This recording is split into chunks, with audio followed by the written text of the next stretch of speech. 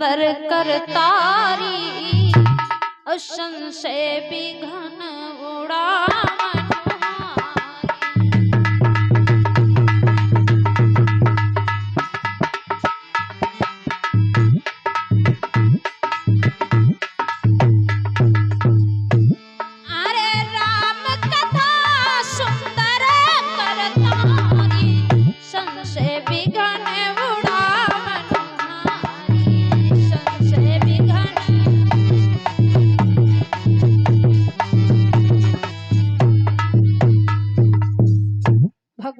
कथा बड़ी ही सुंदर है।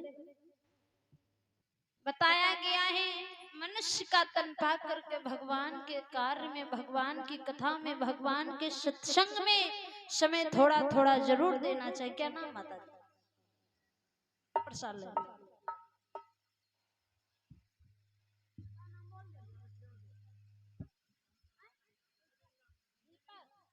और दीपक भैया जी के घर से श्रद्धा दान आ रहा। भगवान से कामना जीवन मंगलमय हो, यही भगवान से कामना है। तो माताओं बहनों, भगवान की कथा बड़ी ही सुंदर है। भगवान की कथा, जब भगवान के कथा में आना चाहिए तो प्रेम से भगवान की कथा मन लगा करके सुनना चाहिए। भगवान की कथा बड़ी ही फलदायक, प्रेम से सुनने वाला होना चाहिए। भगवान की कथा बड़ी ही सुंदर है। जन्मों जन्मों के पाप कट जाते हैं भगवान की कथा सुनने से। और अगर प्रेम से नहीं सुनोगे, मन से नहीं सुनोगे, तभी कल्याण नहीं होगा। अगर मन से तुमने भगवान की कथा सुन लिया तो तुम्हारा कल्याण जरूर हो जाएगा। भाइयों, अभी आप लोगों ने कथा सुनी हमारे भैया जी के द्वारा, किस प्रकार से कुम्हारी ने आज एक हिरण्याकश्यप के पुत्र प्रहलाद को भगवान के कैसी माया कि प्रहलाद के ऊपर भगवान की ऐसी अनुकंपा हुई। कुम्हारिन के पास में आकर के सावे में से भगवान की माया के द्वारा उस बिल्ली के बच्चे जीवित के लिए प्रहलाद के ऊपर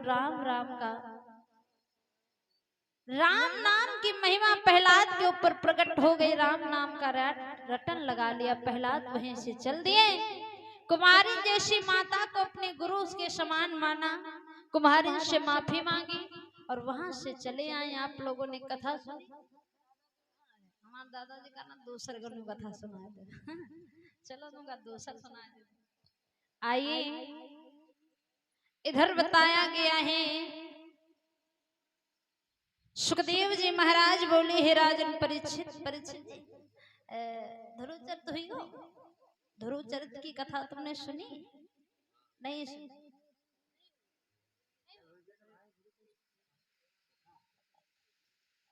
चलो आइए, ध्रुवचरित की कथा बड़ी पावन कथा है। बताया गया है इस धरती पर ये आप लोग सुनेंगे कथा किस प्रकार से ध्रुव का जन्म हुआ है। किनके घर में ध्रुव का जन्म हुआ? बताया जाता है हमारी तुम्हारी उत्पत्ति किससे हुई। हम नहीं कहते एक लाइन लिखी कथा ध्रुवचरित की है, थोड़ी सी बता दें। अरे शंभु मनु ब्रह्मा जी के पुत्र और पुत्री दाहिनी और बाएं भुजा से एक लड़की एक लड़का को जन्म दिया, तो उन्हीं का नाम पड़ा है अरे शंभु मनु और शतरूपा और जिनते भई नर सृष्टियन।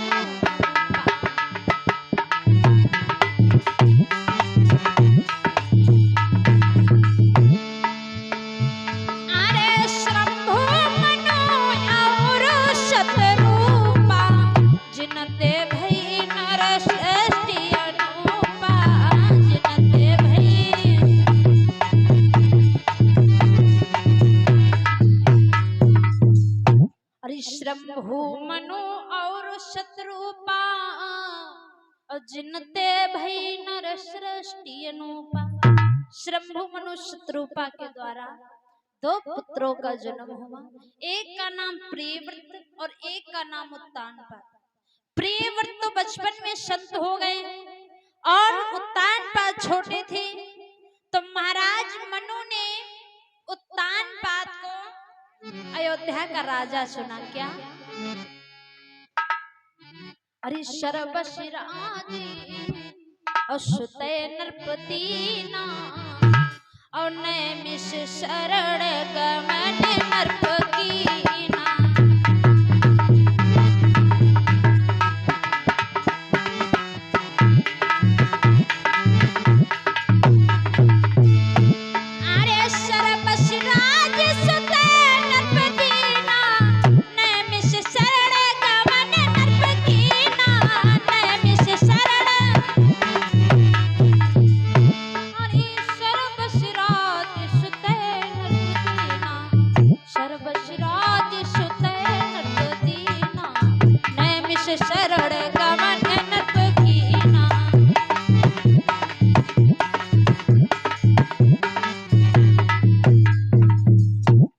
भाइयों बताया गया है अपने बेटा उत्तानपाद को अयोध्या का राज दे दिया। नैमिष शरण में जाकर के शंभु मनु शत्रुपा भगवान के भजन करने लगे। आज अयोध्या के राजा महाराज उत्तानपाद बड़े ही आदर्शी राजा हुए, जो अयोध्या के दूसरे नंबर पे राजा, बड़े ही अच्छे राजा महाराज उत्तानपाद। भाइयों बताया गया है महाराज उत्तानपाद राजा बहुत ही अच्छे थे। और राजा दादा वही अच्छा होता, प्रधान भी वही अच्छा होता। प्रधान अपने नगर का विकास करे तो प्रजा बार बार उसी को चुनेगी, और राजा अगर बढ़िया काम कर रहा तो प्रजा खुशी है। तो भाइयों प्रजा को बड़ी खुशी है तो राजा वही अच्छा जो अपनी प्रजा को खुशी रख सके। और जिस राजा के राज में प्रजा दुखी वो राजा किस काम का? कहते जा सुराज प्रिय प्रजा दुखारी वो अवश्य नरक के अधिकारी। कहते हैं जिस राजा के राज में प्रजा दुखी होती हो राजा नरक का अधिकारी होता है। लेकिन नहीं, ऐसे राजा महाराज उत्तानपाद बिल्कुल नहीं हुए। महाराज उत्तानपाद बड़े ही आदर्शी राजा थे। बताया गया कैसे राजा महाराज उत्तानपाद। अरे उत्तानपाद गुणवान सुनो दे ध्यान जरा सरदारी, अजा के सुंदर सुघर स्वरूप है सुनीति घर में रानी।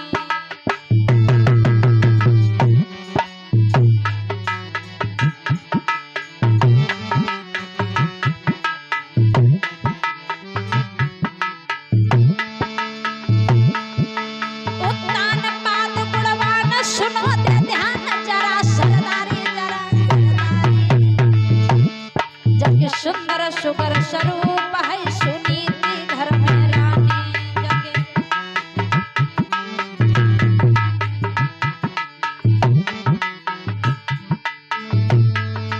अरे प्रजापुत्र समान द्रजन को दान देते यति भारी, देते यति भारी।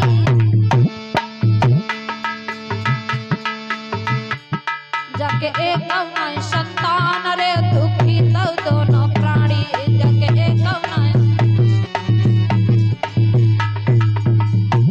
जगे एक संतान रे दुखी तो दोनों प्राणी। जगे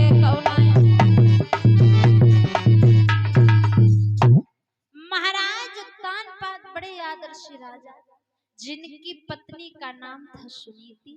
बड़ी ही पतिव्रता रानी सुनीति थी, जो अपने पति के सवेरे उठते अपने पति की सेवा में लग जाती। और पतिव्रता स्त्री का धर्म होता है कि अपने पति का कहना मानना, अपने पति की सेवा करना। भाइयों आज बताया गया है महाराज उत्तानपाद बहुत ही अच्छे राजा, लेकिन जो रानी सुनीति भगवान की माया नहीं जानी जा सकती है। भगवान किसके ऊपर कितने समय दुख डाल दे, समय नहीं देखा जाता किसके ऊपर कितने खनाने वाला है परीक्षित जी।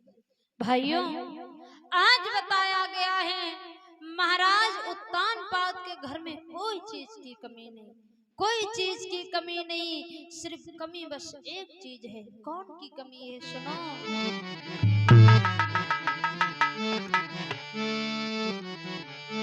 अरे विधना की कैसी नजर निराली है, भगवान की माया बड़ी निराली है भाई। विधना की कैसी नजर निराली है, वाके भयो लाला नाई लाली है दादा।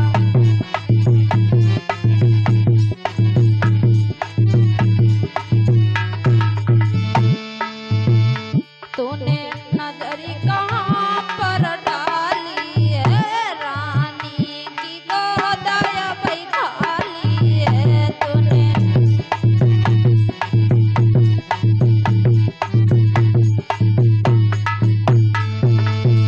कहते भगवान देते तो छप्पड़ फाड़ करके देते, नहीं देते तो टुकड़े को तरसाते हैं क्या।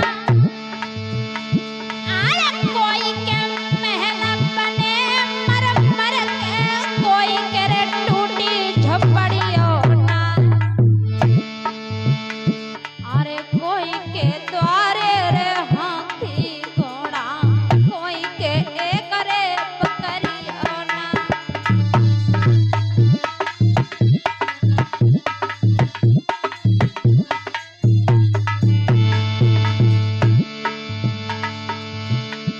अरे कोई के रुपया अरबनी खरबनी, कोई के पास रे कौड़ियों ना। अरे कोई के लड़का रे दस घूमे, कोई के एक रे बेटरियों ना।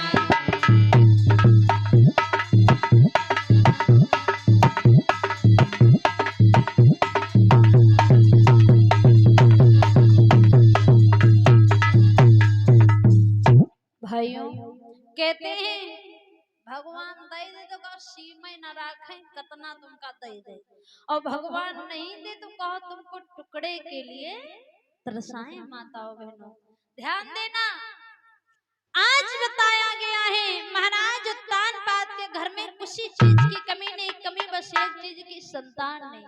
और तुम्हारे पास में धन दौलत चाहे जितनी हो जाए, अगर तुम्हारे घर में संतान नहीं है तो धन दौलत तुम्हारी किस काम की। बताया जाता है, एक बात बता दे, तुम्हारे घर में संतान ना हो तो तुम्हें कम दुख होता, तुम्हें कम दुख होता है, पड़ोसिन को ज्यादा दुख होता। जैसे निकलियो पड़ोसी ताना मरिया तो इंसान के अंदर दुख ना है, वही है तो जान जाने के अंदर दुख घुसा रहता है। दुखी काहे नहीं होते हैं, लड़का ना तो भूपत्ती से निकाल रही। तो भाइयों जिसके नहीं संतान उसको कम दुख है, लेकिन पड़ोसी ने ज्यादा दुख आती। इनके लड़का ने तब हंसे रहे, इनका हंसा ही ना है। भाइयों इधर बताया गया है महाराज उत्तानपाद के संतान नहीं। एक दिन की बात, सुबह सुबह का समय महाराज उत्तानपाद ने स्नान किया। स्नान करने के बाद में भाइयों पूजा ध्यान किया, और उसके बाद में दरबार को गए। दरबार को लगाया, दरबार में बैठ गए। और उस दिन महाराज उत्तानपाद का दरबार में मन नहीं लग रहा। भाइयों महाराज उत्तानपाद सिंहासन पर बैठे हुए पैर के अंगूठे से पृथ्वी को खुरच रहे, पैर के अंगूठे से पृथ्वी खुरच रहे। तो मंत्री ने देखा, महाराज क्या बात है, आज हमें लग रहा है तुम्हारा मन नहीं लग रहा दरबार में। मंत्री ने जवाब दिया, महाराज हमें लग रहा है ऐसा कि तुम्हारा दरबार में बिल्कुल मन नहीं लग रहा। महाराज ने जवाब दिया, मंत्री ठीक कह रहे हो, आज मैं जब से सुबह से दरबार में आया हूं तब से बिल्कुल मेरा मन नहीं लग रहा है दरबार में। जवाब दिया, तो तुम्हें क्या कर सकता हूं। जवाब दिया, महाराज अगर तुम्हारा दरबार में मन नहीं लग रहा तो एक काम करो, आज दरबार को बंद कर दीजिए और जाकर के रानी के पास में समय बिता लो, तुम्हें अच्छा लगेगा। जवाब दिया, मंत्री हमें लग रहा है तुम ठीक कह रहे हो, हमें जाकर के आज रानी के पास में समय बिता लेना चाहिए। जवाब दिया, हाँ। आज जब इतनी बात कहा तो महाराज उत्तानपाद कचहरी को बर्खास्त किया, और कचहरी को बर्खास्त करने के बाद में महलों के लिए प्रस्थान किया। आज जब महलों को महाराज उत्तानपाद पहुंचे तो बताया जाता है आज महाराज उत्तानपाद जब महलों को पहुंचे तो आज रानी सुनीति ने देखा तो दूर से पलंग डाल दिया, अपने पिया को बैठा। पत्नी का कर्तव्य होता है कि पत्नी बाहर से अगर दुखी आए तो उसके दुख को पूछना चाहिए। और ये बाहर तेरे दुखी आए तब लड़ाई लगा, लड़ना ना चाहिए। देखो बाहर तेरे वैसव नाराज आए तुम तनुक लड़ गई ना उनके और आग लग गए तो बतावैया ये कोई बात तो होना बताइए। ऐसा काम करो जो बता भी दे तुरंत। भाइयों महाराज उत्तानपाद आए तो रानी सुनीति ने बढ़िया आसन लगा दिया और लोटम बढ़िया लाई पानी जुड़ बढ़िया जुड़ पानी लाई। अब महाराज दिया पहली बात जब तक जरे बरे रहे तब पानी पीन तो जुड़ाए गए। हाँ जवाब महारानी ने जवाब दिया महाराज ये बताओ क्या बात है बड़ा उदास लाग रहा। जवाब दे महारानी ये मत पूछो मैं क्यों उदास हूँ। जवाब दे क्यों। जवाब दिया आज हमारा दरबार में बिल्कुल मन नहीं लग रहा। जवाब दे दरबार में मन नहीं लग रहा। हाँ जवाब दे अगर दरबार में मन नहीं लग रहा है तो कोई बात नहीं आज महलों में समय बिता लो। महारानी ने जवाब दे महाराज महलों में समय बिता लेकिन ये नहीं बताया कि तुम उदास क्यों हो। जवाब दिया महारानी मैं क्या बताऊं मैं क्यों उदास हूं मेरे कुछ समझ में नहीं आता। रानी सुनीति ने जवाब दिया महाराज तुम्हें नहीं समझ आ रहा है तुम्हारे उदासी का कारण क्या है लेकिन हम जानते तुम्हारे उदासी का कारण क्या है। जवाब दे क्या है मेरे उदासी का कारण आप जानती हो। जवाब दे हाँ हम बिल्कुल जानते तुम्हारे उदासी का कारण। और ये हमारे मुख्य श्रोता भाई परीक्षित जी जो हैं ये मुख्य श्रोता है। ए फल और श्रद्धा 21 मुद्राएं भगवान हरि के चरणों में दान कर रहे हैं। भगवान से कामना करेंगे जीवन मंगलमयी हो। यही भगवान से कामना आशीर्वाद के लिए है। आज बताया गया है इधर महारानी ने जवाब दिया पिया मैं तुम्हारे उदासी का कारण जानती। जवाब दे बताइए क्या मेरे उदासी का कारण है। तो रानी सुनीति ने रो करके जवाब दिया है पिया सुनो तुम्हारे उदासी का कारण क्या है। और क्या बोली है सुनो। अरे इतने दिन नाई संतान भई और दुनिया सब हंसी उड़ाती है।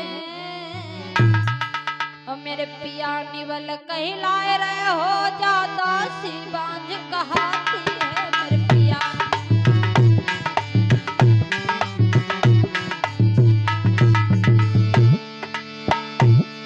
अरे इतने दिन ना संतान भई दुनिया सब हंसी उड़ाती है।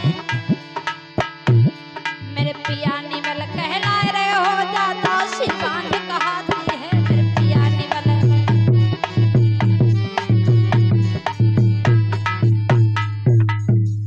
जवाब दे महाराज हमें मालूम है हमारे तुम्हारे बीच में इतने दिन तक संतान नहीं हुई तो अभी तक तो हम और आप राजा थे इसीलिए दुनिया वाले कहते नहीं। अब हमारे तुम्हारे मुख पे लोग बुराई करते हैं हम जानते हैं तुम्हारे उदासी का कारण यही है।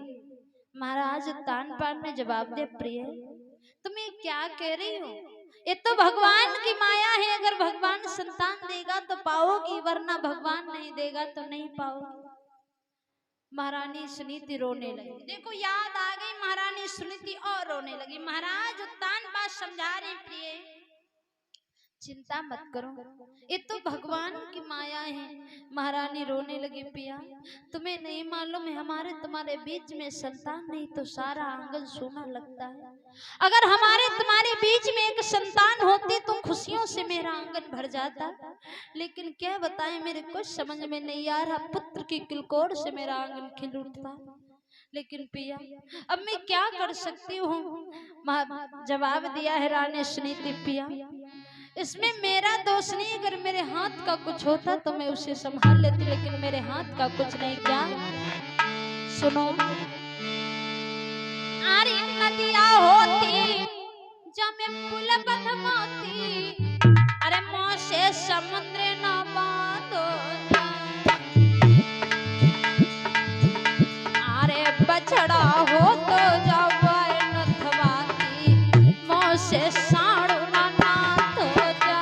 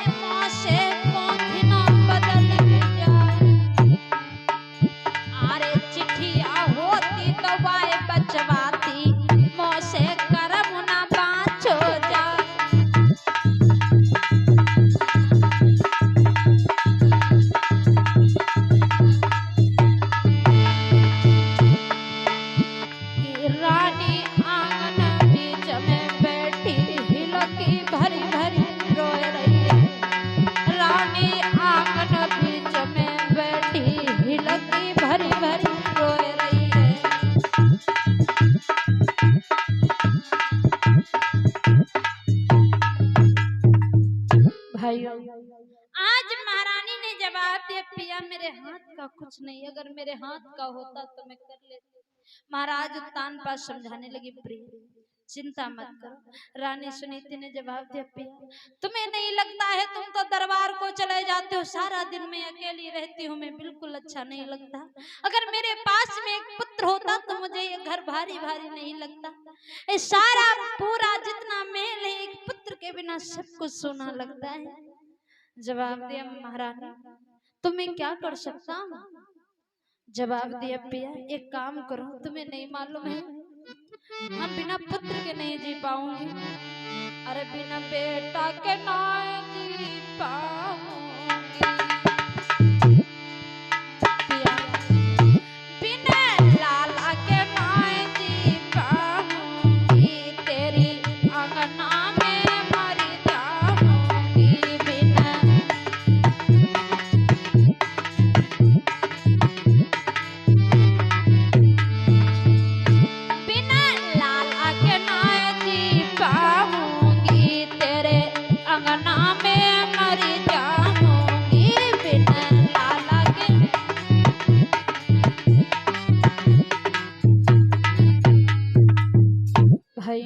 जवाब दिया है, पिया अगर पुत्र नहीं हुआ तो मैं मर जाऊंगी तेरे आंगन में, लेकिन बिना पुत्र के मैं नहीं रह सकती। महाराज तानपान ने जवाब दिया, प्रिय तो मैं पुत्र कहां से लाऊं? जवाब दिया, महाराज हमारे पास में एक उपाय है। कौन सा उपाय? जवाब दिया, पिया जब मेरे संतान नहीं हो सकती तो एक काम करो, देखो मजबूरी इंसान को कहां से कहां पहुंचा देती है। भाइयों महारानी ने जवाब दिया, पिया जब मेरे संतान नहीं हो सकती तो अब एक काम करो। जवाब दिया, कौन काम? जवाब दिया, सुनो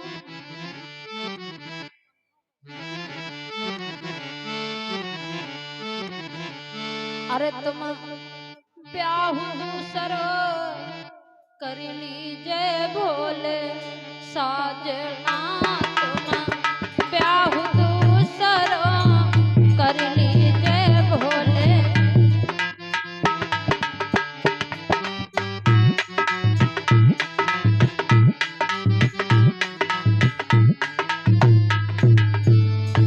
तुम ब्याह दूसरो कर लीजिए भोले साजना, तुम ब्याह दूसरो।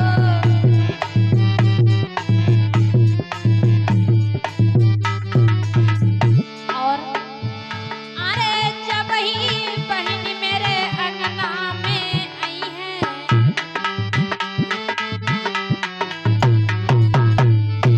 अरे जब ही बहन मेरे अंगना में आई है,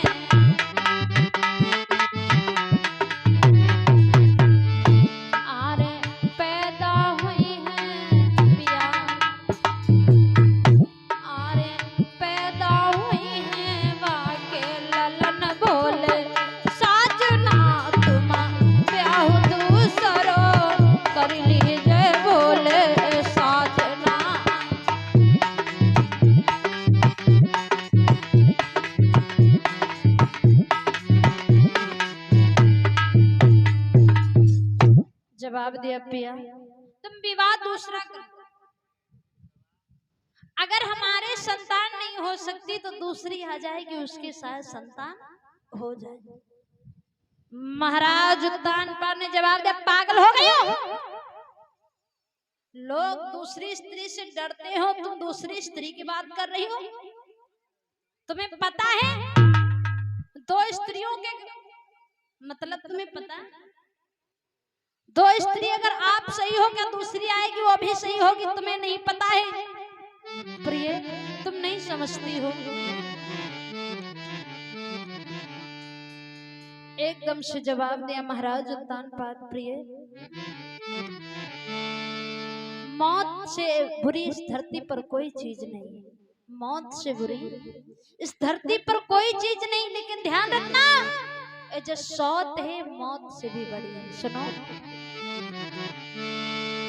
है मौत बुरी लेकिन अच्छी, एक ही बार आ जाती है, अब मौत सौत से 100 बार बुरी छाती दिन रात जलाती है।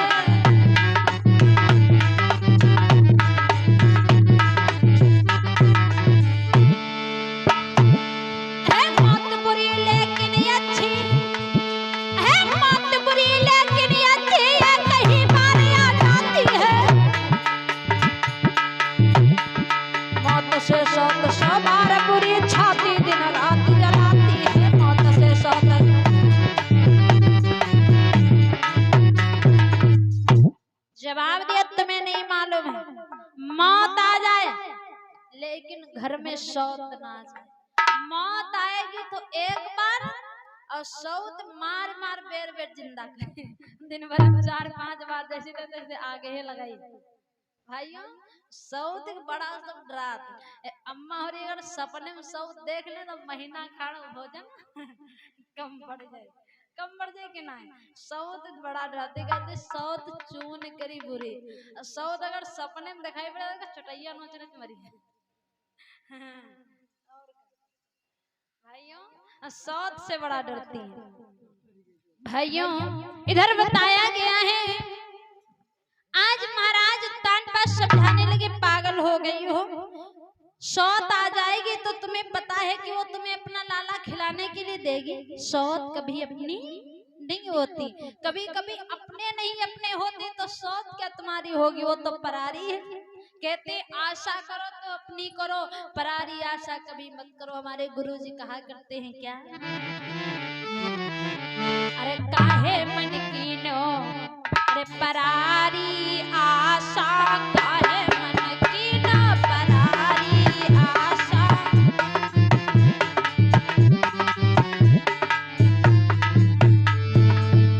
हो परारी आशा, परारी आशा काहे मन कीनो, परारी आशा काहे मन कीनो।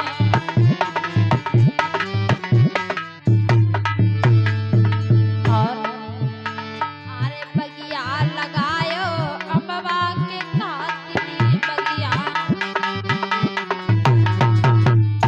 अरे बगिया लगायो रे अम्बवा के कातनी बगिया।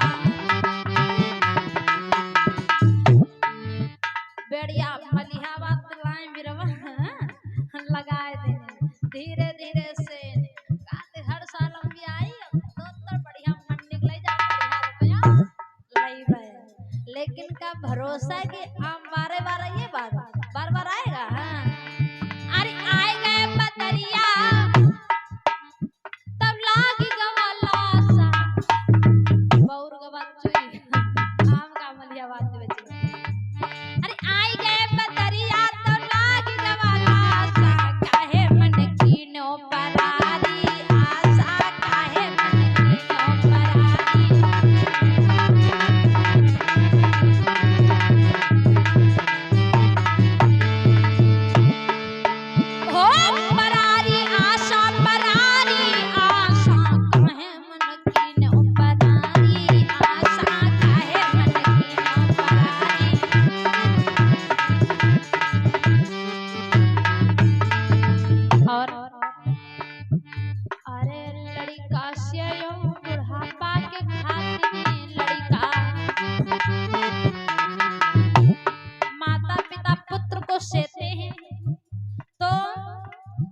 सभी मिल जाता तो मैं पुत्र खिलाए देखा दे हमका बाद मिली तो खाए ले लड़का गया नाने पड़ते अम्मा पापा तेल लगा बड़ा कर बड़ा कह दे और जब लड़का बड़ा हुई तो बुढ़ापा बनी सहारा लेकिन भरोसा नहीं कोई लड़का है जो अपने अम्मा पापा की सेवा करे सब याद तन के नाए है हाँ अरे लड़का से यो बुढ़ापा के खातिर लड़का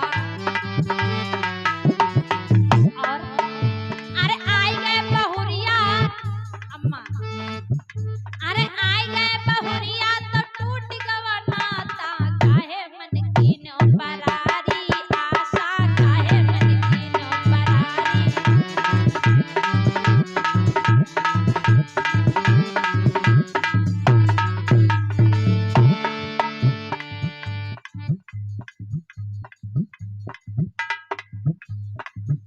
और हमारे परम आदरणीय परमानंद भैया जी बहादुरपुर निवासी प्रसाद ले लो भैया प्रसाद ले लो प्रसाद श्रद्धा 21 मुद्राओं का दान करे भगवान से कामना जीवन मंगलमय हो अरे आई गए बहुरिया तो टूट गवा नाता काहे मन की नो परारी आशा काहे मन की नो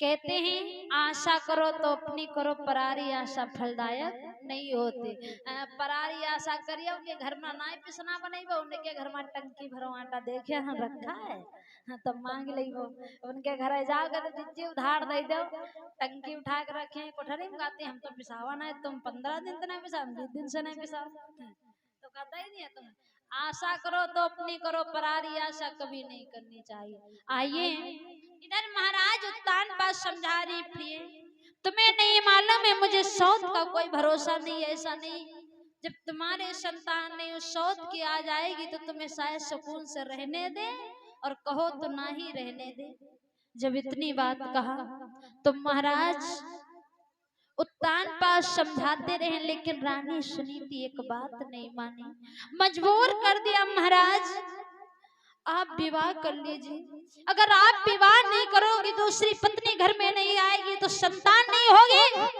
अगर संतान नहीं होगी तो मैं रो रो करके इसी आंगन में अपने प्राणों को दे दूंगी जब इतनी बात कहा महाराज उत्तान बात को मजबूर कर दिया रानी सुनीति ने दूसरा विवाह करने आज भाइयों महाराज उत्तान पाद को जब मजबूर कर दिया तो महाराज उत्तान पाद विवाह करने के लिए राजी हो गए महाराज उत्तान पाद की उम्र काफी हो गई लेकिन कहते संपत्ति सरगो में ठौर करे पैसा हो हाँ तो बुढ़ापा ब्याह हो जी कि नहीं हाँ भाइयों महाराज उत्तान पर राजा थे विवाह होते देर नहीं लगा भाइयों एक सुरुचि नाम की लड़की के साथ में विवाह संपन्न हुआ और विवाह संपन्न होने के बाद में डोला अयोध्या को चला जब डोला अयोध्या को पहुंचा तो डोला रखा गया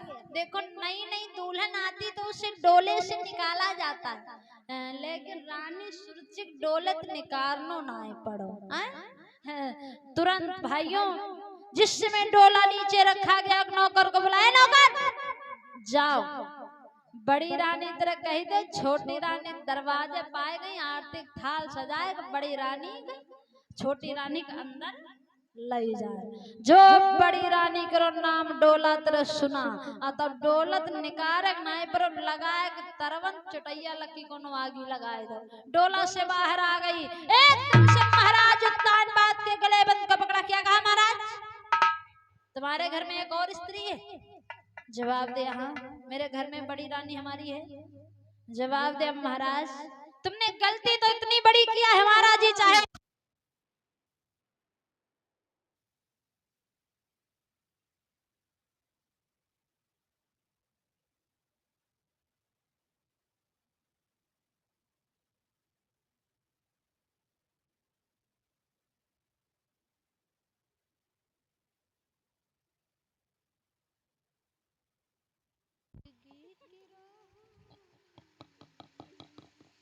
इधर जवाब दिया है महाराज तान पास से महाराज गलती तो तुमने बहुत बड़ी की और जवाब दे महाराज ये बताइए। और क्या बोली, जब एक